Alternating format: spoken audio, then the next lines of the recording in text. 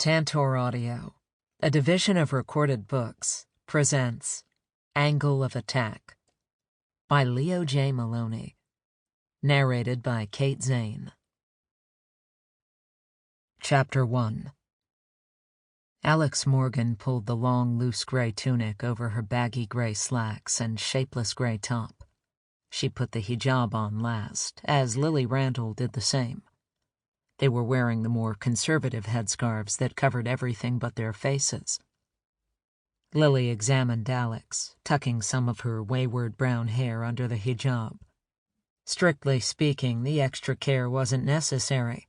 They were already dressed more traditionally than most Iranian women, who were getting increasingly more daring with their colorful hijabs that covered less and less of their hair. Alex wished those women well, but there was no doubt that they attracted attention. The last thing she and Lily wanted to do was attract attention. Things were tense enough on the streets of Tehran as it was. "How about me?" Lily asked. "Perfect," Alex said. She wasn't surprised to see not a hair showing from under Lily's headscarf. Her friend and fellow agent had dyed her usual blonde locks brown, just in case anyone saw under the scarf. Even that wouldn't be catastrophic, but it would attract more attention than they wanted, which was zero attention. Alex checked the mirror. She wasn't wearing a trace of makeup, and though she usually wore very little, she felt surprisingly barefaced and vulnerable without it. Lily, on the other hand, was wearing subtle makeup to flatten her cheekbones and create dark patches under her eyes. Even with that effort to appear less attractive, Lily was still beautiful. "Any doubts?" Lily asked in her light London accent. Several years older than Alex herself, Lily was British and had served for years in MI6 before joining Zeta division. "None," Alex said, "though I'll admit it's not what I expected. I always figured our first undercover mission together would involve an underground European nightclub." "They're overrated," Lily said with a smile. "The shoes you have to wear are ridiculous, the wigs are uncomfortable, and nobody ever tells you that those places reek." "To be fair, these shoes aren't too bad," Alex said. They were wearing track shoes that were reasonably comfortable. She also appreciated that the loose clothing meant they'd be able to move and fight if they had to. That clearly wasn't the intention of whoever designed this clothing for women, but it was a nice perk. "First rule of undercover work," Lily said, "it's never what you expect." That was true, Alex thought. Her first undercover mission had been nothing like she had expected. "I'm sorry, Alex, that was thoughtless," Lily said. "Not at all," Alex said. "The mission was a success." That was true. Zeta had prevented something awful, and Alex had helped. Yet there had been losses. Losses were part of the job, Alex knew. "You never get used to them," her father had explained. "The day you do is the day you know you've been doing this too long." "I want to watch it again," Alex said. Lily checked her watch and opened the laptop. She pressed a button and the video started. It was a press conference at the University of Tehran, where a woman in a green headscarf approached the podium wearing a Western-style business suit. Mariam Nassiri was an Iranian-American professor who had emigrated from Iran as a small child and was now an American citizen. She was also one of the only two women to win the Fields Medal in mathematics for her work on an algorithm that was so far over Alex's head that her year of AP calculus hadn't helped her understand even the Wikipedia entry on Nassiri's work. The mathematician had made the mistake of accepting an invitation from the University of Tehran for a reception in her honor. After that reception, her family had never heard from her again. The university released a written public statement signed by Nassiri about her decision to stay on at the university and her excitement about finally being home. After a great deal of international pressure, a single public appearance at a press conference was set up and had gone viral. In the video, Nasiri appeared sedated. Standing stiffly at the podium, she spoke in a flat tone. Thank you all for coming. I want to make it very clear how excited I am to continue my work in the country of my birth. The University of Tehran is my new home, and they have given me all the resources I need to continue my work. Thank you. Then she was ushered away. There had been no questions from the press at this press conference. "Let's go," Lily said. "We don't want to be late on our first day of work." Somehow, while they were watching the video, Lily had executed a physical transformation. The more senior agent usually carried herself with the confidence of an extraordinarily beautiful woman who was also one of the most deadly agents at Zeta. She seemed to occupy a unique space between a catwalk model and an MMA fighter, and carried herself accordingly. Now Lily's face had sunk into a dull frown. Her shoulders hunched over, her whole body loosened. Alex did her best to imitate the stance, and the two agents walked out the apartment door. As they left, a woman wearing a heavy black hijab barked something at them. She was sitting behind a counter at what looked like the front desk in a small hotel. This was a residence hotel of sorts, but the woman wasn't a front desk clerk. She was more like a house mother, a chaperone for the working women who lived there. Lily replied in Persian. The rough older woman waved them on, averting her eyes. "How did you do that?" Alex asked when they were outside. "I added a little Kurdish accent," the agent replied. That made sense. The Kurds were not exactly a favored minority in Iran. Plus, many were from a territory close to Iraq, which also didn't endear them to the locals. Alex had seen anti-Kurdish feelings firsthand on a recent Zeta mission in Turkey. "I'll have to remember to do that," Alex said, "once I learn Persian." Alex wouldn't need to speak the local language for this mission. The rescue of one Mariam Nasiri from the mathematics department at the University of Tehran, where she and Lily were now part of the crew of cleaning women. The university was, at best, a low-security environment. A small detail of soldiers guarded the mathematician, but after 2 months, reports were that they were lax in their approach to the job. As a mission, this would be the equivalent of a smash and grab. With any luck, Alex and Lily would have their charge out of the country before nightfall. The streets of Tehran were bustling, and the air was warm, 78 degrees, normal for spring. If it weren't for the covered women, Alex would have thought she was walking the tree-lined streets of any large European city. It was jam-packed with standstill, honking traffic. More than she would have thought, even for a city of 10 million people. The cars were mostly European, Peugeot Citroëns and other smallish models with a few more expensive German vehicles. Alex didn't see a single American car on the road.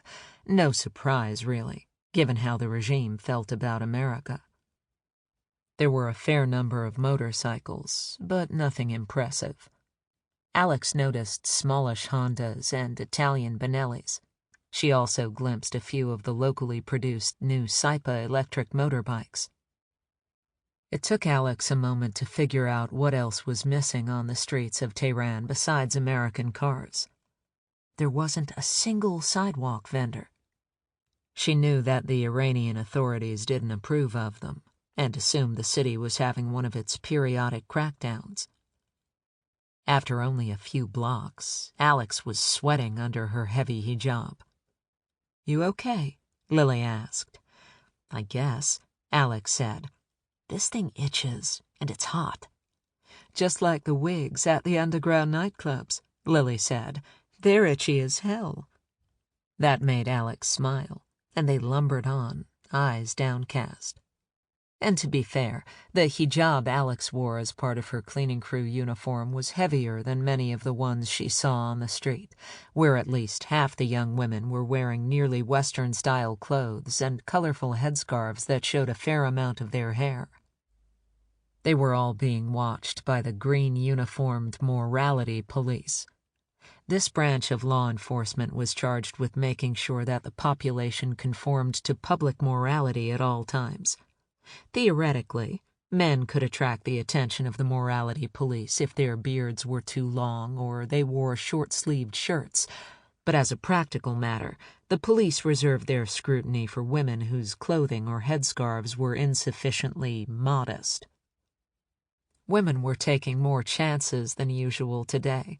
It was Wednesday, or White Wednesday, the day that rebellious Iranian women wore white to protest the compulsory wearing of the hijab. Alex applauded their efforts, but given the number of morality police on the streets, she didn't think the day would end well for the women who bent the rules too far. Already, the agents had witnessed more than one heated argument between women and these special police. The Iranian government's official statements always referred to the mission of the morality police as guidance. Of course, if that were true, Alex wondered why these guidance officers were armed. The agents approached the university's main entrance on the south side of the campus. The entryway was formed by 4 twisted concrete arches that were almost like modern art. The academic buildings were surprisingly modern and would not have been out of place in any major European, or even American, city. Just to the right of the gate, Alex could see a crowd forming around a woman wearing a white headscarf and shouting at 2 of the green-uniformed morality police officers. The men were flanked by 2 female colleagues wearing full black robes. The robed women were shouting back at the woman in white.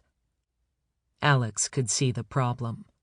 The white-clad woman was wearing what would have passed for moderate makeup in the West, but was very out of place in Tehran.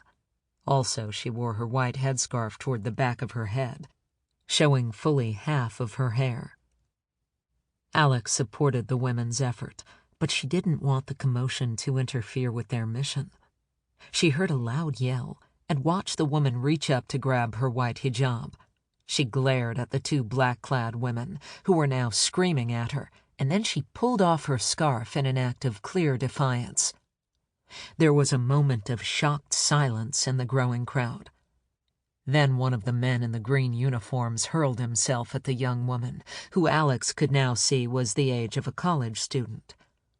The girl hit the sidewalk hard, with a nearly 200-pound man slamming down on top of her. Tensing, Alex prepared for action. She felt Lily's hand on her shoulder. "We can't," the older agent said. That wasn't true. They could. Yes, the men were armed, but there were only 2 of them, and the female officers in black didn't seem to have the stomach for anything other than screaming. Alex had no doubt that she and Lily could handle the 4 of them before they knew what hit them and get the woman to safety, provided she wasn't badly hurt. But that wasn't the mission. It took every ounce of self-restraint Alex had to allow Lily to lead her away and through the university entrance. The guards at the gate barely noticed them, too busy running outside to the commotion, which was getting louder. The 2 agents crossed the large campus square, which was humming with college students, about a quarter of whom were women. At the far end of the campus stood a building that Alex recognized as housing the mathematics, statistics, and computer science departments. That was where Nasiri now worked. Outside the entrance was a woman Alex recognized from the mission briefing. She wore the same gray cleaning crew uniform as Alex and Lily. Lily approached her, speaking quickly in Persian. The woman responded in kind. She then turned her attention to Alex and said in surprisingly good English, "Hello, Alex. My name is Shirin." "There's a bit of a commotion outside," Lily said. Shirin shrugged. "It's Wednesday," she said. "There is something unusual going on in here, though. They have doubled the guard around Nasiri. These men are fresh and not yet complacent." That wasn't good, Alex thought. On paper, at least, it was an easy mission with 4 lazy guards. This change would make it harder. "Do you think the regime suspects a rescue attempt?" Lily asked. "No, but there are rumors that she will soon be moved," Sharon said. That was new. Whatever Nasiri was working on had some sort of technological or military application. If she was moved to a secure facility, Zeta might never get another chance to get her out.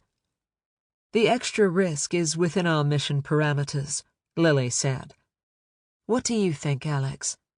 "We're prepared for this," Alex said. "Plus, we'd like to meet the woman that everyone is going to so much trouble over." Sharon smiled approvingly. "We'll start working on the first floor," she said. "We'll reach the fourth floor by lunch, and then you can meet her." Before they could turn to head inside, Alex heard the distinctive sound of a helicopter's rotors, and not a civilian chopper. It sounded military. Alex was wrong about one thing, she realized, as two large black helicopters flew over the southern entrance. They came in fast and much lower than was normal for an urban center. In no time, the choppers made very quick and very rough landings on the campus square. Alex and Lily stared at Sharon. "I have no idea," the woman said. Alex heard gunfire. It sounded as if it came from the guard shack or outside the entrance. Someone was shooting at the helicopters. The doors of the choppers opened, and men wearing all black filed out. They carried rifles and returned the small arms fire with fully automatic bursts. "I don't know what this is," Sharon said. "I was told to get you inside and provide assistance, but I can't help you with this." "You won't have to," Lily said. "I suspect we might not be the only ones who want to get their hands on Nasiri. You've done plenty, and we thank you." Sharon pointed to the all-out firefight that was now going on across the square. In the near-constant gunfire, students were screaming and racing away from the scene. "What will you do?" Sharon asked. "This development goes way beyond our mission parameters," Lily said, turning to Alex. "We're supposed to abort." Alex studied the doors to the building. They were so close. A woman, an American citizen who needed their help, was only a few flights of stairs away. "They don't look so tough. Did you see that landing?" she said. "Strictly amateur hour. I say we expand our mission parameters." "Agreed," Lily replied. Then she turned to Sharon and said, "Thank you again. Get somewhere safe, as far away from us as possible." Alex and Lily turned to the building, opened the doors, and raced inside. Chapter 2. There were 2 guards in the lobby holding handguns, and 2 soldiers with their rifles in hand. By their uniforms, Alex could see that the soldiers were part of the Revolutionary Guard Corps. They were a parallel service to the regular Iranian military, with their own ground forces, navy, and air force. But unlike the regular Iranian military forces, which protected the country and people, the revolutionary forces only protected the religious regime. They had been founded during the 1979 revolution, and their allegiance was ideological. They were also better trained and had more power in Iran than the regular military forces. That confirmed for Alex how important Nasiri was to the Ayatollahs. They didn't just see her as important to the country. They saw her as important to the survival of the clerics in charge and their mission to spread the system. The women stopped when the 2 soldiers' rifles were pointed at their chests. One of the men shouted at them in Persian. Lily immediately replied, gesturing behind them. Alex couldn't understand the words, but the tone was clear. The other agent wanted the men to think they were terrified by the helicopters and gunfire.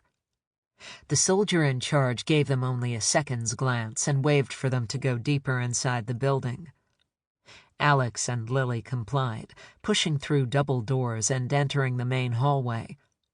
"He told us to get inside and find somewhere to hide," Lily said. "I'm okay with the first half of that," Alex replied. Alex saw that there was an advantage to being triply invisible here. First, they were women on an extremely male-dominated campus. Second, they were cleaning ladies. And third, they were Kurds. They walked down the hallway and saw a number of men and a few women peek their heads out from doorways to glance at them. Alex guessed they were following a shelter-in-place protocol. Again, another plus. Now the staff and students had good reason to stay out of their way. An older man, who Alex guessed was a professor, took half a step out of a doorway and shouted at them. Lily replied meekly in Persian. The professor sized them up, barked something short, and disappeared back into his room, slamming the door behind him. "He suggests we hide, but do it somewhere else," Lily said. "They really couldn't be less interested in us. Is there a level beneath undercover?" Alex asked.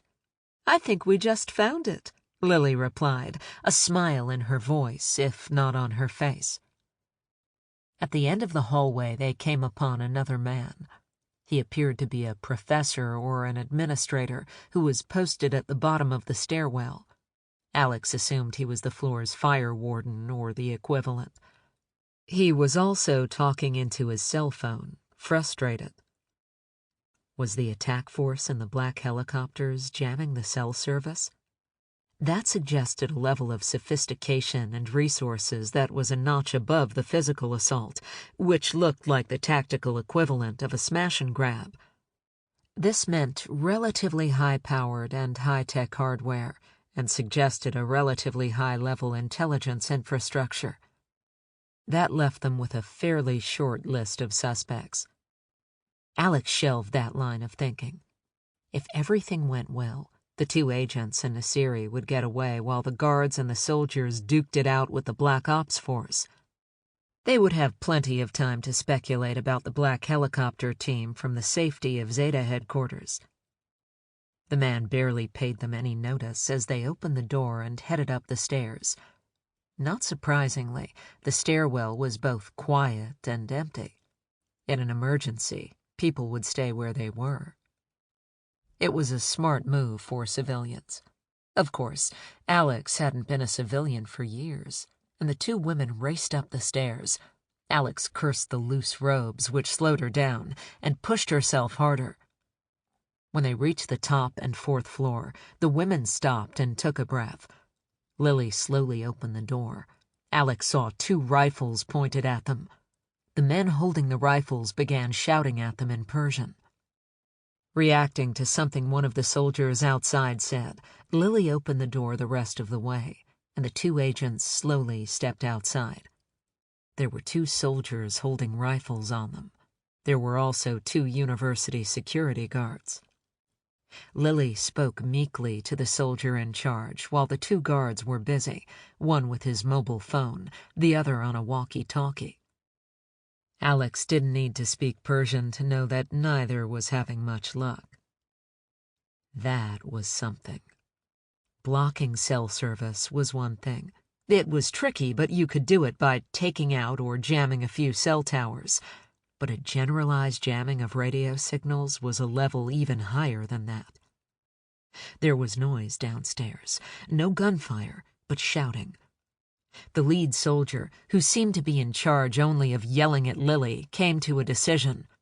He barked something at the guards and then led the other soldiers down the stairs. As they walked, they didn't give the two women a second glance. The black helicopter force hadn't entered the building yet, but they must have been getting pretty close if the soldiers guarding the floor were heading downstairs. Alex and Lily had hoped to incapacitate a few university guards and then sneak their charge out of the building, but that was looking less and less likely. They would need weapons. It had been too risky to bring guns with them on this mission. If they were stopped at a metal detector or frisked by security somewhere, it would be impossible for two lower-class cleaning women to explain why they were carrying pistols in a country where gun ownership for even connected civilians was practically nil. Fortunately, the two guards in front of them were armed, at least technically. For now, their handguns were holstered while they struggled with their communications devices. Alex could see the weapons were German-made Sig Sauer semi-automatics. The Sauer was a .45 caliber pistol used by Swiss police and in a number of other European countries. It wasn't a bad gun, but Alex thought the weapons were wasted on these two men who seemed near panic as they shouted into a non-working phone and walkie-talkie. Politely, Lily interrupted and asked them something. Both guards seemed genuinely surprised that she had spoken. Alex didn't have to speak Persian to see that Lily was asking if the women could seek shelter past the door they were guarding. It was an interesting approach, just asking to be let inside the room where the woman they were sent to rescue was being held. Both guards shouted something in Persian at Lily. The larger of the two gestured down the hallway, motioning them to hurry it along. Holding her ground, Lily repeated her request, putting a quiver in her voice. The large guard in charge didn't reply. Instead, he reached out and shoved her, roughly pushing her away. He moved more quickly than Alex had expected, but Lily was much faster. As she allowed herself to be pushed back, she reached out with her left hand to grab the wrist of his now extended right arm. It was a fighting truism. Control the attacker's wrist. Control the fight. Alex remembered this move. It was a Krav Maga technique that Lily had taught to Alex. Lily twisted the guard's wrist clockwise while pushing his bent elbow upwards. Done reasonably gently, the move could be used to stop a strike and make the attacker think twice about continuing. But Lily wasn't gentle. Alex heard the man's arm break in 2 places. Immediately, she turned her attention to the second guard, who, unlike Alex, was still gawking at the impossible scene playing out in front of him. That was perfect for what Alex had planned. She used a quick palm strike to his face with her left hand. She made good contact, and the strike forced his head sharply to the side, where her raised elbow caught him on the other side of his face. He went down, and Alex was pleased to see he was unconscious. Lily was already dragging her guard across the hallway toward an open door. Alex did the same with hers. After they pulled the men inside, the women relieved them of their guns and nightsticks, slipping the weapons into their own robes. Alex was grateful for the loose clothing, which perfectly concealed their newly acquired weapons. Stepping back into the hallway, they closed the door behind them and quickly headed forward to Nasiri's room. Lily knocked firmly and called out in Persian before slowly pushing the door open. Their intel had told them that there were no armed guards posted inside, but the intel hadn't predicted the assault on the campus.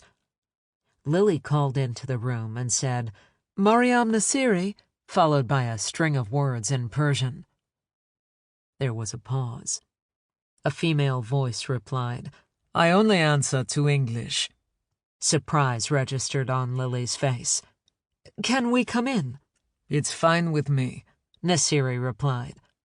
As Lily opened the door, Alex scanned the room. It was a medium-sized classroom with a large whiteboard and desk in the front, with about 20 student desks facing forward. It was nearly empty, except for Nasiri herself, who was dressed in jeans and a simple cream button top, and a woman who was a few years younger in a robe and a headscarf. "I'm Lily, and this is Alex," Lily said. "We're here to help you." She turned her attention to the younger woman. "Do you speak English too?" The young woman, who Alex guessed was a student, nodded meekly. "This is Kimia," Nasiri said. "She's my translator and my assistant." "Our records show that you speak Farsi," Lily said. Nasiri shrugged. "Passably, but I refused to, which pissed them off." Alex could see the woman was nervous, but there was a healthy touch of defiance in her voice. That was good. If she didn't like her captors, she'd be more likely to come with Alex and Lily. "We're here to help you, to bring you home," Lily said. "And where do you think my home is?" Nasiri said. "I live in New Jersey, not England." "We know," said Alex. "I'm from Boston myself. We represent an international organization. We want... Sample complete. Ready to continue?